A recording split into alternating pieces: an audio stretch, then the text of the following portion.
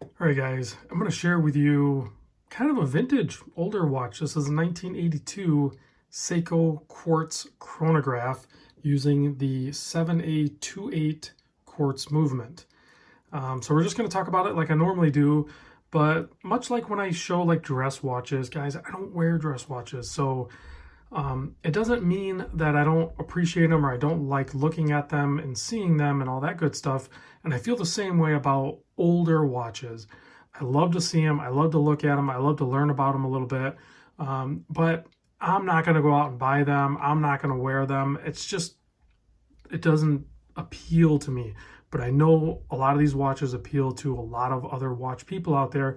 And the whole purpose of my channel was to show as many watches as I possibly can for as long as I can, so that way whoever's looking for whatever watch will hopefully have another resource to see either still pictures or video or something like that. Not necessarily information from me, because I'm just a guy with a camera and a YouTube channel.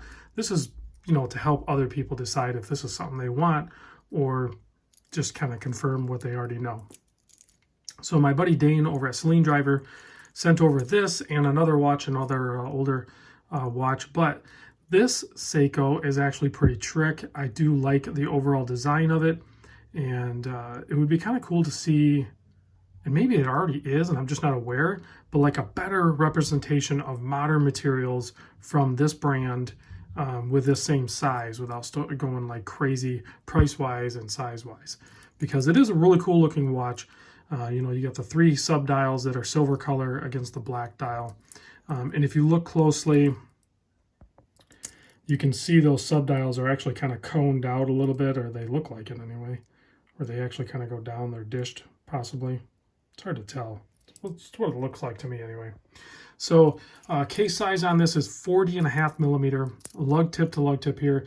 You're going to be about 43-ish right in there. 9.7 thick. And the lug width here, you can see, it's kind of weird how the lugs are done, but Seiko's known for doing that kind of weird lug thing, right? About 20 millimeter. This is not the factory bracelet that Dane put on here, but I think it matches it really good. I'm not sure where this bracelet came from, or it's just a better in shape version for this watch. I really don't know. So you have multiple pushers here, right? And then you have a crown. I'm used to this and this. I don't know what this one does. I don't know. I know what it can do, but I don't know if it has another purpose. So let's just cover a couple of things real quick. So when I received the watch from Dane, the chronograph hand was off. You can see it's a little off right now, but it's better than it was. So there is one technique you can use. Well, if you pop the crown out in the first position, just one little pop, it's not a screw down crown. This sub dial here, if you push this button, you can move it around and get it into the right position. Okay. And these are all like individual drive motors in here, and sometimes they're known for sticking in these. And then this one here will do this sub dial. So if it's off on you a little bit, and this should work on all 7A28 movements. And then this one here does the chronograph hand. So, and you can hold it down.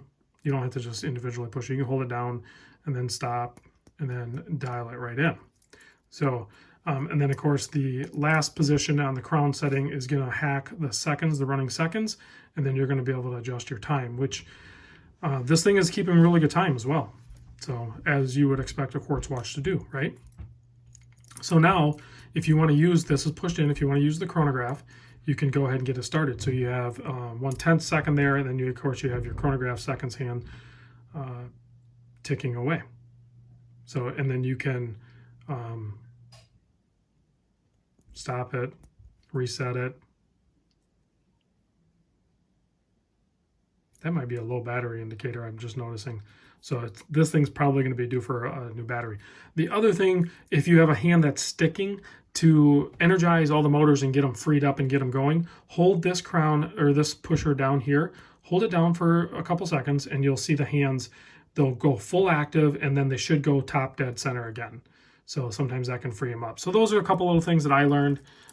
Dane sent over an instruction printout of this guy here, so that helped. But apparently it was getting a little low on battery because we do have a low battery indicator going. That was not happening, but I've been fiddling with it, so that kind of just happened in my care. So, all right, let me pop this guy on wrist so you can see what it looks like on a 7 1/4 wrist. There is what it looks like on my approximately 7 1/4 inch wrist. Kind of digging it. It's pretty cool looking, but guys, I'm just not into like old watches. I like new shiny watches.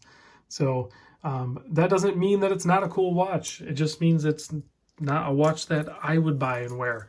But I know a ton of people out there that absolutely adore these things. So big thanks to Dane for sharing this with us, and I appreciate it. This will be on the Sunday sale, by the way, or sooner if somebody wants it. Looks like it's going to need battery. So it's not a big deal. Spin that off, pop the old one out, put a new one in, piece of cake. So here's another old watch. I don't know if I'll do a video on this one, but this is a Hamilton chronograph with a Valjoux automatic movement. So old watches are cool, but just not for me. Let me know what you guys think down in the comments. Are you into vintage or are you not? Let me know. What is your favorite? I'll talk to you soon.